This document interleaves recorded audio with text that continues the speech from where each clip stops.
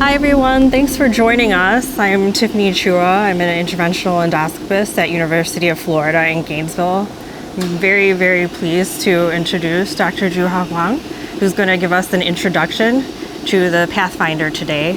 So Dr. Hwang, for those of us who are not familiar with the Pathfinder, can you tell us what is the difference in between this device and a traditional overtube? Yeah, so this is actually a very unique overtube in that we call this a rigidizing overtube. So it's a very flexible, if you see in its native form, I mean, you can configure it into virtually any shape, but there's a vacuum that's applied, and as soon as the vacuum goes, you go from a flex to a rigid standpoint, then all of a sudden it defies gravity. So it rigidizes, and the thought is that by rigidizing, it allows you from preventing loop formation when you're doing colonoscopy in particular, and it'll give you one-to-one one-to-one maneuverability.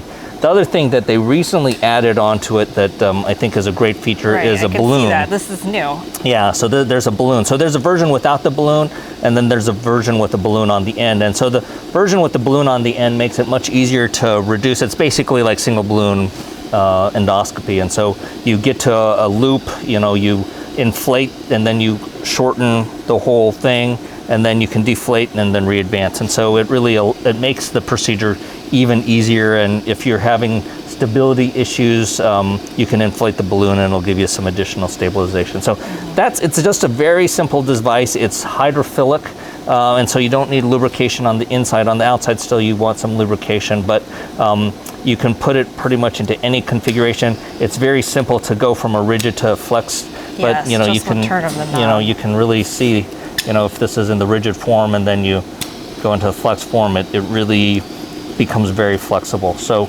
that's the device, and then we can kind of show this in action. Yes, I think we have the original on the scope right now. Yeah, on the scope we have the original version, and I'm going to give you this. And if you can go ahead and connect it to the suction, there's a water port, and actually go on the other side. So go above, yeah. It is easy to get tangled. So there's the suction port, and then there's a water port, and that water port is just to put in water if there's not too much resistance, because it is hydrophilic. So you just need water. So here we have a model. It has kind of a sigmoid loop that it wants to form in, and so what we can just show you on this model as we go in. Hold on, actually, let's get this cleaned. There's a chuck here, maybe, if you want to just wipe it on the lens. Okay, so we will go in there. That's helpful to see. So as we go in, and this is our artificial model, so the ultimate challenge. Yeah, and we don't have lens cleaning ability here, so. So my understanding is that there's two different lengths of the original Pathfinder. Why would you choose one over the other? Well, sometimes if you have a longer colon and you're having some stabilization issues, there's a 110 and an 85, and so the 85 is a little bit shorter, probably better for like transverse colon lesions. But if you have a cecal lesion, sometimes the 110 is better. So if you see this model, you can see that there's a kind of a loose sigmoid, right? We're going all over the place. You have to go in a certain distance, right? So we'll just kind of advance. I'll just keep on advancing. All right, so see how we got this end loop going. So we'll keep. So we already have a lot of scope in. So now what we can do is we can advance this. Actually, do we have some lube? This will help. And then I can help you advance the overtube. Personally, I've had good success with using the shorter 85 centimeter Pathfinder when the looping is more located in the sigmoid, or if I wish to prevent it. And if it's a little more proximal, the longer Pathfinder can be helpful. Right, and it's really after ascending colon. If it's like in the proximal ascending colon, then the longer ones, if you have an issue with a loop, more around the hepatic flexure. So now we're going to reduce. So I'm still in the flex state, and then when I reduce the whole thing, right? So I'm just going to kind of reduce this, okay? And then so now, once I'm reduced, this is when I'm going to have you advance. So we'll get you some a glove on. So I'm going to hold this straight like it's a guide wire, and then you're going to take over and you're going to advance it. Go ahead. And I just advance the Yep, overtube just advance, and I'm watching the screen. Over the scope. Yep.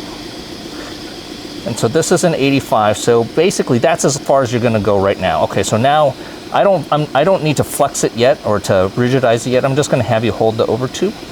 Okay. And then I'm now going to be able to advance. And so now, if you see this model, we've rigidized this. We've basically fixed the sigmoid portion. But I'm still having a little bit of loop formation, but I need to get in a little bit deeper. All right, so I'm going to just still advance, and you can see the colon coming up, but we just want to advance a little bit more so that we can get the overtube in a little bit deeper. Okay, so now I'm going to take this from you. I'm going to reduce. I'm going to reduce again. It says I got in a lot further now. As you can see, that loop in the model is reducing as well. Okay, so now I'm going to have you advance. So in some ways, this is actually quite similar to advancing an overtube the way you would do with a balloon-assisted device. Right. Yeah, because we haven't started the rigidization process yet, but this is where I'm going to rigidize now. And once you've reduced the advancement, so you're at 90, yeah. So right now you're kind of as far as you're going to get. So now let's go ahead and rigidize it. So go ahead and flip the switch. It's just a turn of the dial. And go ahead and hold on to that for me again. So now, from here, we should be, if you look at the model, that the sigmoid loop is no longer forming, right? And then now I'm able to advance it quite easily. You can see even in the model, it looks like there's minimal movement. And boom, I already got to the cecum. And we're not all the way in, but if I wanted to do some therapeutic stuff in there, we could unrigidize, go ahead and unrigidize, or go into the flex position. And then now you can advance. Advancing slowly. Advancing.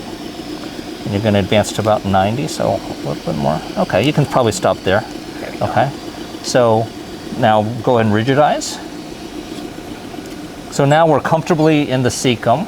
All right, I got 1-to-1. Let's see if I can retroflex. If I retroflex, you can kind of see the overtube. It depends on the type of client. Okay, so I can come back here and retroflexed. And there's the overtube right there. Alrighty. Okay, and so good for facilitating any intervention. And you could see in here that during that maneuver, it didn't move at all, right? As I'm pushing in, there's no maneuvering, no motion in the colon. So that rigidization really helps to keep everything stable. Especially in a prolonged procedure. Yeah. So, and the other thing that's really nice about this, actually, so if you're in a prolonged procedure, like you're doing an ESD, you got to clean your lens or you want to bring something out, you just come out real quick. You know, you can come out with the overtube's still in place, and then you do what you need to do, clean your lens or take the specimen out, and then you're just right back where you need to be. Right, perfect. Thank you for that wonderful demonstration of the Pathfinder. My pleasure.